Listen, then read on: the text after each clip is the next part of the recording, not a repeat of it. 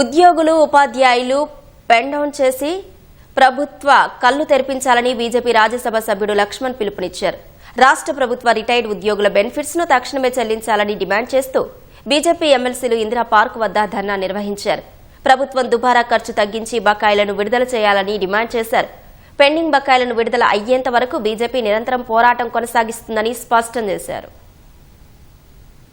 Retire అయిన తర్వాత తమకు రావాల్సినటువంటి పెన్షన్ల కోసము ఈ రకంగా రోడ్ల మీదకి వచ్చి ధర్నా చేసే దుస్థితి వచ్చిందంటే మొత్తం సమాజం కూడా సిగ్గుతో తల ఉంచుకోవాలి. మరి రేవంత్ రెడ్డి గారికి మాత్రము ఫుట్బాల్ ఆట కోసం 50 కోట్లు ఖర్చు పెట్టేటువంటి సింగనేని కార్మికుల పొట్ట కొట్టడానికి మనసు వస్తుంది. హార్వర్డ్ యూనివర్సిటీలో కోట్లు ఖర్చు పెట్టి ఇవాళ తమ సరదా తీర్చుకుంటున్నారు.